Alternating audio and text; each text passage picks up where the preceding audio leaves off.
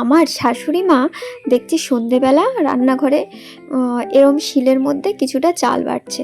তা আমি বললাম, এগুলো কী করছো? বললো, এগুলো আতপ চাল, এটাকে শিলে গুঁড়ো করছি। তা আমি বললাম, কী করবে? বলছে যে চুষি পিঠে বানাবো। তো আমি বললাম যে তুমি শিলেও তো মিক্সিতেও তো গুঁড়ো করতে পারো। বললো না, এর মধ্যে গুঁড়ো করলে নাকি সেই পিঠের টেস্টটা নাকি আলাদা হয়।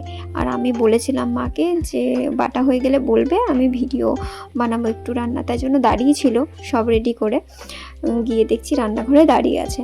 আর এদিকে জল গরম হয়ে গেছে। এবারে চালের গুঁড়িটা দিয়ে বেশ ভালো করে, দেখো আটাটা কিন্তু মেখে নিয়েছিল। আটা বলতে চালের গুঁড়ি, ওটাকে আটার মতো করে অ্যাকচুয়ালি মেখে নিয়েছিল। তারপরে এইভাবে কি হাতের স্পিড! আমি একবার বললাম দাও, একবার করি আমি চেষ্টা, এরকম পারি কি না। তো আমার দ্বারা তো হলোই না।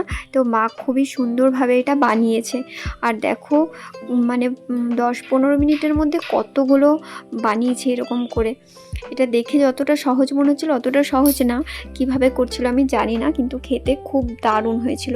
আর তারপরে কড়াইতে দুধ গরম করে তার মধ্যে কিছুটা গুঁড়ো দুধও দিয়েছিল, আর এমনি গরুর দুধও দিয়েছিল। তার মধ্যে এলাচ দিয়ে দুধটাকে বেশ ভালো করে ফুটিয়ে নিয়েছিল। আর দিয়েছিল অল্প চিনি, আর ফ্লেভারটা একটু গুড় গুড় যাতে আসে, তাই গুড়ের বাতাসা দিয়ে দিয়েছিল। এই দুধটাকে ঘন করে এই চুষিগুলোকে বেশ ভালো করে তার সাথে দিয়ে ফুটিয়ে নামিয়ে নিয়েছিল। এত দারুণ হয়েছিল খেতে এটা। আমি তো মানে আমাদের সেদিন নিরামিষ ছিল, তো বললো যে নিরামিষের দিন একটু মিষ্টি মিষ্টি হলে ভালোই হয়।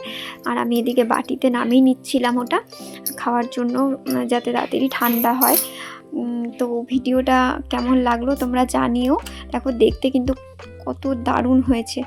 আর ভিডিওটা যদি ইউটিউব থেকে দেখে থাকো, প্লিজ চ্যানেলটিকে সাবস্ক্রাইব করে দিও। অনেকেই আছে ভিডিও দেখছে, আমি বারবার বলছি, কিন্তু জানি না কেন সাবস্ক্রাইব করছে না তারা, তো প্লিজ করে দিও।